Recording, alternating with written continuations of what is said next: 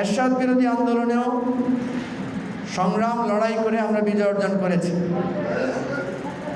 এবারে আমাদের লড়াইটা একটু লম্বা ছিল, 17 বছরের লড়াই, কিন্তু মাত্র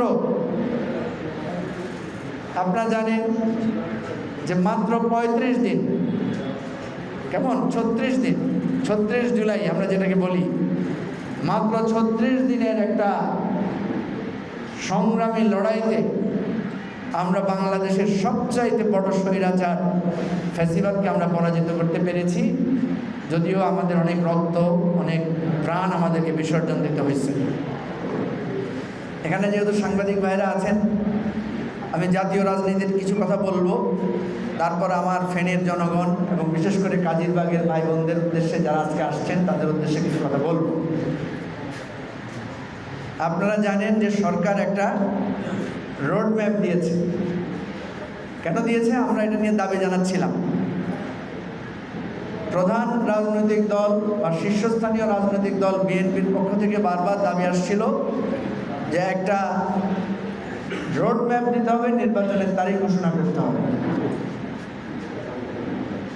প্রথম যখন বিএনপি এই দাবি জানিয়েছে, আমরা তখন বলেছিলাম যে এই সরকারের সামনে অনেক কাজ, এখনই নির্বাচনের রোড ম্যাপ দেওয়াটার চাইতেও গুরুত্বপূর্ণ হচ্ছে আমার দেশের আইন শৃঙ্খলা পরিস্থিতি উন্নত করা, আমার দেশের যে সমস্ত দুর্নীতি হয়েছে, যেভাবে মানুষ বঞ্চিত হয়েছে, ক্ষতিগ্রস্ত হয়েছে, ক্ষতিগ্রস্ত মানুষদেরকে আগে পুনর্বাসন করা, যারা নানাভাবে নিপীড়িত হয়েছে, মামলা মোকদ্দমা জর্জরিত হয়েছে, তাদেরকে জেল থেকে মুক্ত করা, মামলা প্রত্যাহার করা, এগুলোকে আমরা বলেছিলাম যে প্রথম প্রায়োরিটি দিতে হবে। আপনারা দেখেছেন যে এই সমস্ত বিষয়ে সরকার অনেক সমালোচনা সত্ত্বেও তারা অনেক কাজ করেছে। বেগম খালেদা জিয়ার মুক্তি থেকে শুরু করে প্রায় সকল রাজনৈতিক দলের বড় বড় নেতারা সবাই জেল থেকে বেরিয়ে আসছে। আমরাও জেলে ছিলাম, আমরাও জেল থেকে মুক্তি পেয়েছি। অনেকের মামলা ছিল, মামলা প্রত্যাহার হয়েছে। তারেক রহমানের কয়েক শত মামলা ছিল। বিএনপির, জামাতের, বিভিন্ন দলের নেতাদের শত শত মামলা ছিল। শত শত মামলা প্রত্যাহার হয়েছে। হাজার হাজার মানুষ চাকরিতে বঞ্চিত ছিল, তাদেরকে পুনর্বাসন করা হয়েছে। এরপরে আমরাও সরকারকে দাবি জানিয়েছি, ঠিক আছে, এবার আপনাদেরকেও একটা রোডম্যাপ দিতে হবে।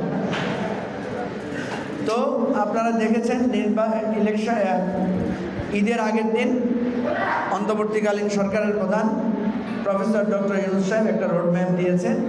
উনি বলেছেন যে এপ্রিল মাসে প্রথম ভাগে একটা নির্বাচন আমাদের দেশে হবে, নির্বাচন কমিশন এই জন্য যাতে ঘোষণা দেয়।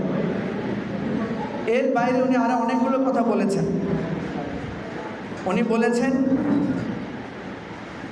যে আমাদের যেই সংস্কারের যে জায়গাগুলো আছে, কোন মন্ত্রণালয় কতগুলো সংস্কার করেছে, এগুলোর একটা ছোট বর্ণনা উনি দিয়েছেন। উনি একটা হিসাব দিয়েছেন, 5টা মন্ত্রণালয়, প্রায় 48,000 কোটি টাকা, যেগুলো চুরি করার জন্য এই বাজেটে রাখা হয়েছিল, সেগুলা উনি সেখান থেকে বাঁচিয়ে আমাদের জ্বালানি খাতে যে ঋণ ছিল সেই ঋণটা পরিশোধ করার ব্যবস্থা করেছেন। এইভাবে বিভিন্ন মন্ত্রণালয় আর অনেক কাজ। এবার আপনারা দেখছেন হজের সময়, প্রত্যেকবার হজের সময় ঝামেলা হয়, এবার হজের সময় সবচেয়ে কম ঝামেলা হয়েছে এবং এমন কোনো অভিযোগ আমরা এখন পর্যন্ত পাই না।